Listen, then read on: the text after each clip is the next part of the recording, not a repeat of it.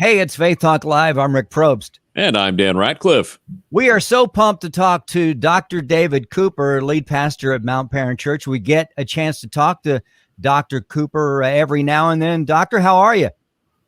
I'm doing fine. You can call me David, too. It'd be fine. I'm doing great. The family's doing great, and hope you guys are. Yes, we are. Dr. Cooper always tells me that, but it's hard for me not to say it. I appreciate that. I'll just call you David. It's hard. Thank you. But I'll call you David. David's not only the lead pastor of Mount Paran, but he's an awesome communicator of the word and an amazing guitarist. Are you working on any projects? I have 2 new albums coming out this year, recorded over the last 18 months, 2 years. One's regional songs that really kind of span most of my life that haven't really been published. And another's one of these guitar instrumental albums. And we just released a new worship song I wrote last summer. I played the piano with this one called I Will Wait. We performed it here in church. It's very moving, based from Psalm 27. So that's posted and available. It's a very moving worship song. So that's been a blessing too. We do want to talk to you about Dr. Paul Walker. He passed, I believe it was the 23rd at the age of 89. I would call him a legend. But first, let's talk a little bit about just your meeting Dr. Walker. He was your pastor for how many years? I don't know that. Our family came to Mount Paran from East Point Presbyterian Church, where I grew up on the south side when I was 16. The same month I turned 16, our family came.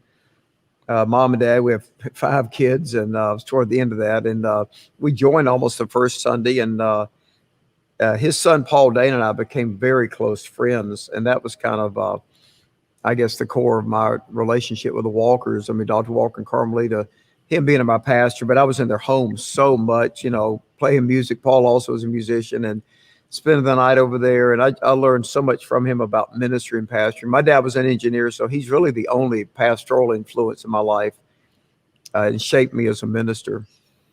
Now, being with him and his son and being with him in his home, you probably were able to learn a lot about him, just about being a dad, being a pastor and a dad as well. Were you able to learn from him about that?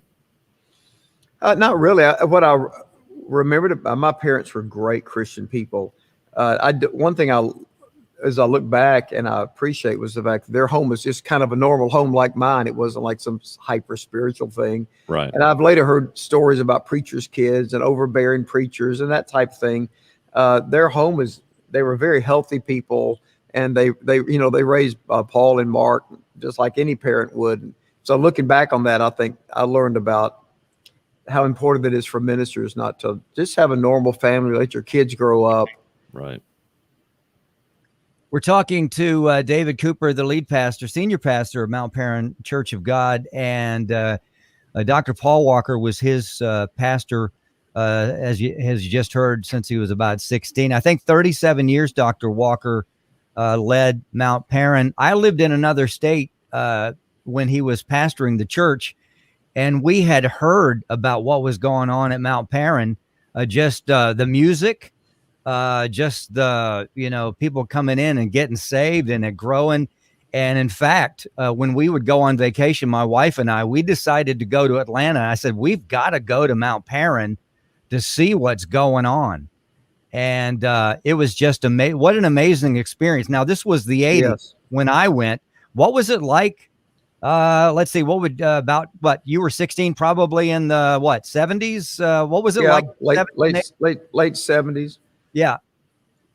But yeah, I know him as not my pastor, but also Paul's father. So even to this very day, when I'm around him, I still feel like a teenager, because I guess that kind of was the template, off of knowing him.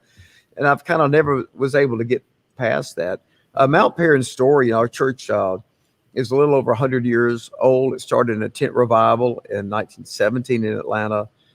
He spent 37 years as the pastor. And then, of course, he was our pastor emeritus up until the day the Lord called him home. So really, we got to give him all those years too.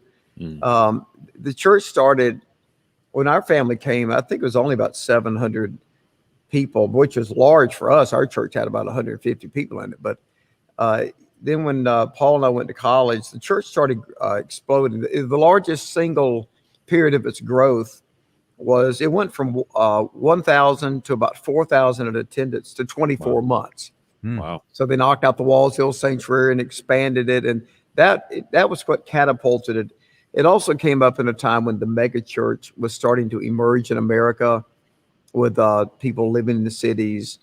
There were several of these churches that started, but Mount Perrin was at the forefront of the movement of the Spirit in the city, a center of what was called the Charismatic Renewal later in the 80s, and outreach to downtown. A lot of hippies coming to church. That was a little before my time, but it was a tremendous period in history.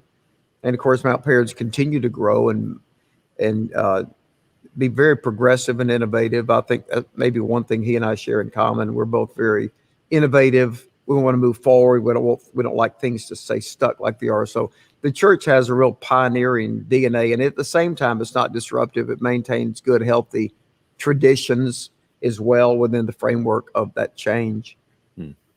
David Dr. Cooper. Cooper, Sorry about that. Go ahead. David, you said Dr. Walker was such a big influence on you pastorally and in you becoming a pastor. What are some of what you say would be the biggest things you learned from him about pastoring a church and the importance of that role? Well, I had a sense of being called to be a preacher when I was 8. It's a strange thing. Right after my conversion, although I didn't really exactly know what that meant. I always loved going to church and being in church. But I learned to preach from him because I'm sitting on the pew listening. And there were things that he did that actually naturally fit my temperament. I think what makes a good preacher is that the preacher can, like Phillips Brooks says, preaching is truth through personality. What makes a good preacher is kind of do what comes naturally. There are things he did that were natural to me, like the scripture memorization, preaching from memory, and the energy that, I have a lot of peaks and valleys in energy, but he also was a musician. So my whole sense of preaching, how to preach about the Bible, lifting up Jesus, talking about real life issues. He was a psychologist. I'm a licensed therapist. Paul and I both did that, studied psychology and picked that up from his dad. I went to everything. The way I do agendas for a meeting, I was just on the inside of the church because of my relationship to Paul. And so I just learned everything about how you oversee a church. I just basically do what he did. And of course, now, it's got my own spin on it, but it's the same core concepts I learned from being with him. And I was just in everything. I was around everything. It was all I knew.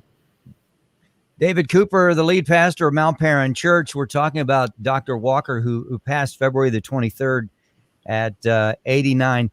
He left such a huge impact on not only the church, but the Church of God and the city. Talk about that, the impact that the Church of God and Dr. Walker left on the city.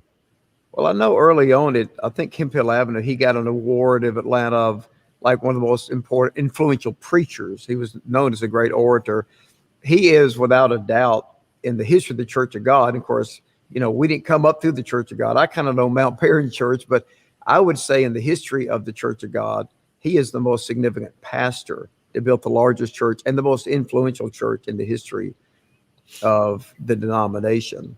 There have been several other preachers, I think, that emerged in Church of God history from what I see. I don't think there's no pastor that made the impact that he made, not only preaching in Atlanta, one of the great churches. I mean, there's several great churches in Atlanta as we know of. Dr. Charles Stanley and First Baptist, they were peers as well. But he made the greatest impact on pastors and the shape of the denomination, moving it out of kind of the old school Pentecostalism into more new kind of modern approach to ministry. I remember years ago when we moved to town and we were on the south side, and you couldn't throw a stone and not hit a Church of God. And there were so many, and then so many people that we encountered. We said, "Hey, what's your church experience?" And I mean, tons of them said, "Oh, we used to go to Mount Perrin, but then we moved out to Fayette County, or we moved to whatever counties." And just the impact. I mean, no doubt, there are more churches of God because of Mount Perrin's explosion and Dr. Walker and all the team there from the 70s and 80s. David Cooper is the lead pastor there at Mount Perrin and a great communicator. And as I mentioned earlier, an amazing guitarist. We've been praying for the family.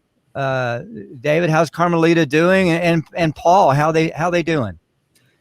She's doing great. I spent some time recently with her, and she's kind of like a second mom to me. I think I'm actually closer to her a little bit. Dr. Walker has always been kind of an intimidating, larger than life figure. And Mark, Paul's brother, is doing great. He's now the president of Lee University. And I told him, Paul unfortunately lost his life 2 years out of college. And I told Mark, man, I was happy for him, proud of him. I said, Paul and I both would be very shocked. And he was laughing because he's kind of shocked that he ended up as the president of Lee University. He's doing great, doing a great job at the school. And Carmelita's, she's doing well. She's just a wonderful, she's an amazing wife, mother, minister in her own right. David Cooper, lead pastor, Mount Perrin. David, thank you so much for your time. My pleasure. Dan just put the website up, mountperrin.com. Check out what's going on there, and you can also watch them on YouTube. And where can they get your projects, your new projects, David? On the Mount Perrin website, Apple Music, Spotify, iTunes, those outlets, and Pastor David Cooper YouTube channel and my podcast. It's all those resources are out there. I'd love everybody join it. Join with me. Listen to the teachings and the word, and share it. Always share the word with others. Mm-hmm. David Thank Cooper. you so much. Yeah, thank you so much. Let's take a break. We'll be right back. I'm Rick Probst. And I'm Dan Ratcliffe. This is Faith Talk Live.